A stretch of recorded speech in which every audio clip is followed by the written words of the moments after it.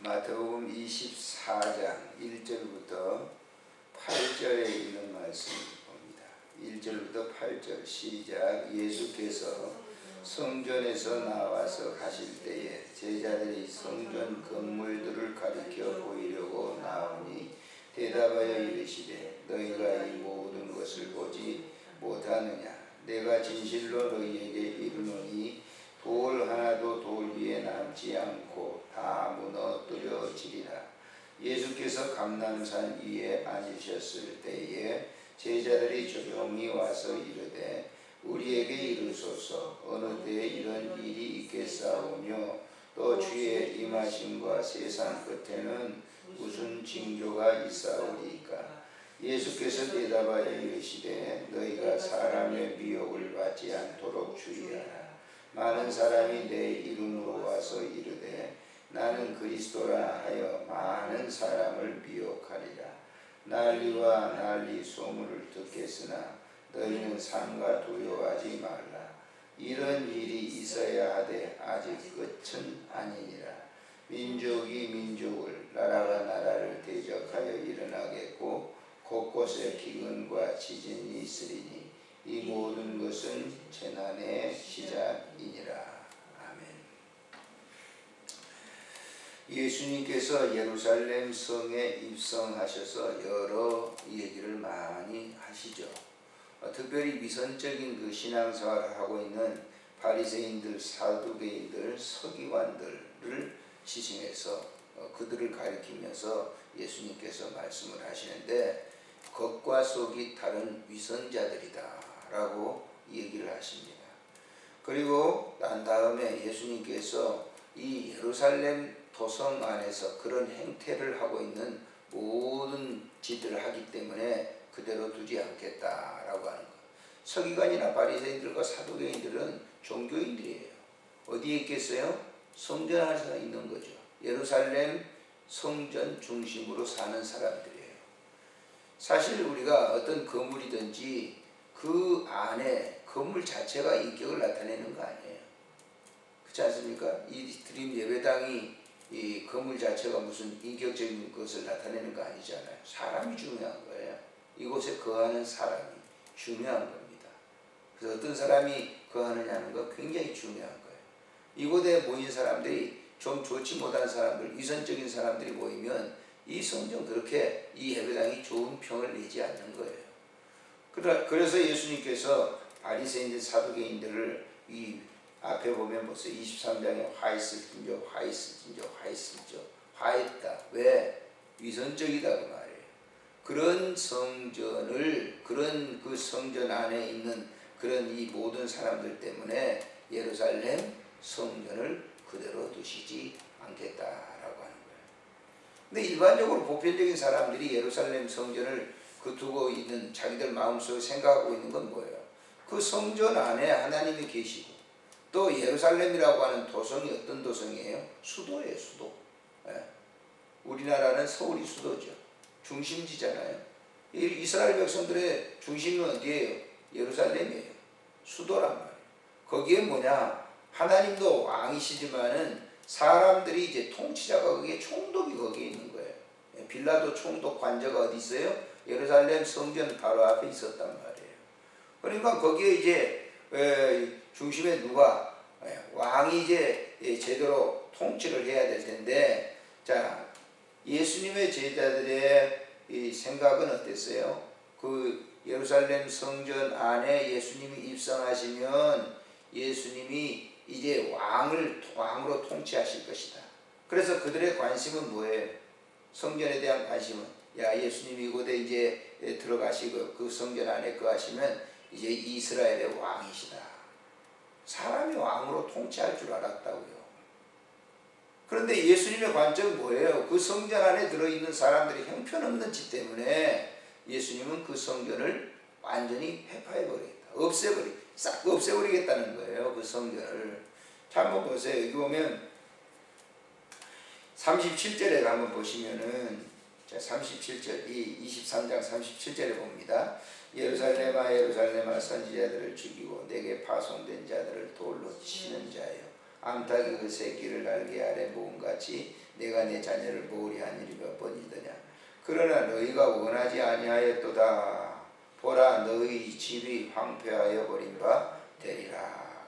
너희 집이 예루살렘 성전이 황폐해지겠다. 그래서 예수님은 그 예루살렘 감람산에서 그 겟세마네 동산에서 이 감람산에서 예수님은 그 성전을 바라보시면서 우셨어요. 예수님의 생애 가운데 3번 우셨는데 그 예루살렘 도성을 바라보면서 우셨단 말이에요. 사람들이 형편없으니까 거기에 그렇게 하신 거예요. 그래서 예루살렘 성을 보면서 울라 이렇게 얘기했기 때문에 제자들은 어떤 생각을 가지고 있느냐. 예수님은 예루살렘 성이 이제 완전히 망할 것이라고 황폐할 것이라고 하는 얘기를 했는데 제자들은 어떤 생각을 가지고 있었어요?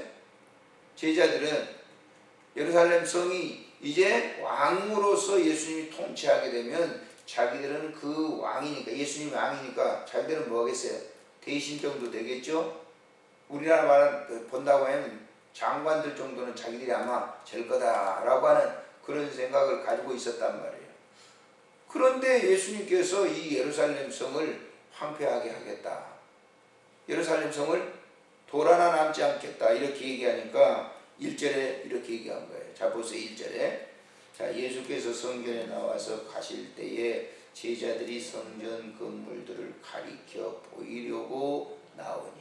제자들이 성전 건물들을 가리켜 보이려고 누구에게? 예수님께서. 지금 성전 보세요. 우리가 이제 이 성경에 기록된 것만 보면 잘 이해가 안 됩니다. 그래서 성지순례가 필요한 거예요. 감람산에서 예루살렘 성전을 이렇게 보입니다. 사진에 보셨을 거예요. 황금 도움이 있는 예루살렘 그 성전에 황금 도움 있잖아요. 그 감람산에서 보는 거예요. 보여주는 겁니다. 그렇게 해서 이 예루살렘 성을 이제 이 제자들이 예수님께 보여주려고 이렇게 가리키면서 얘기를 합니다. 그때 보세요. 2절에 예수님이 어떤 얘기 하시는지. 자, 2절에 보세요. 대답하여 이르시되 너희가 이 모든 것을 보지 못하느냐. 내가 진실로 너희에게 이르노니 돌 하나도 돌 위에 남지 않고 다 무너뜨리라. 뭐가 그렇게 하겠다는 거예요? 예루살렘 성전. 니네들은 예루살렘 성전 안에 내가 왕으로 들어가서 통치하고 너희들이 무슨 장관이나 이런 거 되려고 그런 관심을 두는데 그 예루살렘 성 돌 하나 남지 않고 싹 없애버리겠다 라고 하는 거예요. 얼마나 황당한 거예요? 사람이 그걸 보세요. 어떤 것을 볼 때 그 관점을 볼 때 어떤 눈으로 보느냐 하는 게 굉장히 중요해요. 예수님의 눈은 예루살렘 성은 더 이상 뭐예요? 그 가치성이 떨어진 거란 말이에요. 거기 뭐 장사나 하고 말이죠. 이 예배드려야 될 장소가 형편없이 되니까 예수님은 없애버리겠다. 그래서 이 역사 속에 디토라고 하는 이 로마 이 장군이 와가지고 70년에 주 70년에 완전히 로마를 없애버려요. 로마 로마 장군이 와서 예루살렘 성을 돌 하나 남지 않도록 싹 없애버려요. 그 얘기를 지금 하는데, 자, 제자들이 이때 감난산에 앉았을 때에 제자들이 조용히 와서 이르되 그랬어요. 우리에게 이르소서 어느 때에 이런 일이 있겠습니까? 그랬어요. 그럼 그 시기가 언제죠? 얘기해요.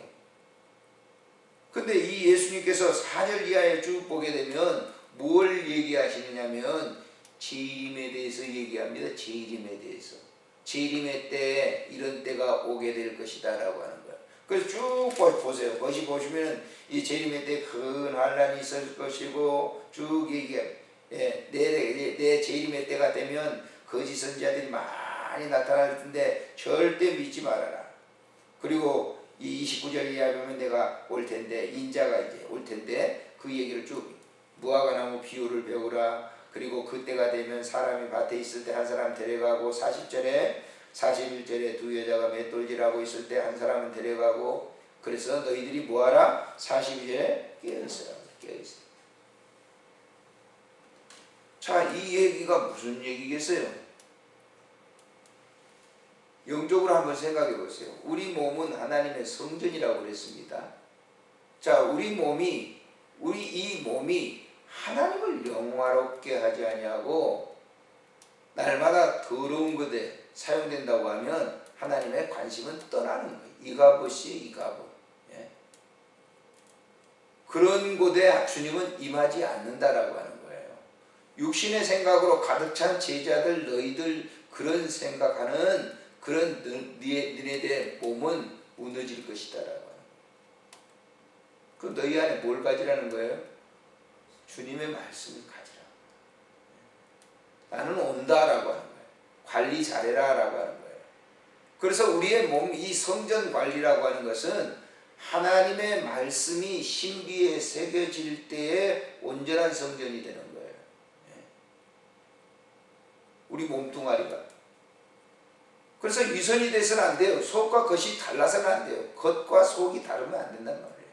우리 이 몸은 내 마음속에 주님이 거하셔서 말씀이 거하셔서 통치를 하게 될 때 온전하게 합당하게 사용되는 것이에요. 그래서 바울은 뭐라고 그래요? 우리 몸을 주님의 병기다라고 얘기해요. 주님의 그릇이다라고 해요. 우리는 바리새인들이나 사두개인들, 종교인들이 아니에요. 그래서 우리 자신들을 잘 관리하는 거예요. 그래서 이 아침에도 나온 거예요. 다른 게 아니란 말이에요. 우리의 몸이 하나님이 보시기에 기뻐하는 그런 몸이 되도록. 그럴 때 우리가 보세요. 우리의 육신이라고 하는 건 한계잖아요. 어느 기간 살다가 가는 거예요. 그런데 이 육신이 무너지면 어떻게 해요? 흙이 되는데 그 흙이 되는 이 육신을 잘 관리를 할 필요가 있다라고 하는 거죠. 어떻게? 우리 심령 속에 주님의 말씀이, 우리 심령 속에 예수 그리스도가 계셔서 우리의 육체가 내 마음 속에 있는 그 영으로 말미암아 지배를 당하면서 주님이 쓰이도록. 그래서 이 아침에 집사님 쓰시는 거예요. 누가? 주님이 쓰시는 거예요. 사람들은 많이 자기 육신의 생각을 하는 거예요.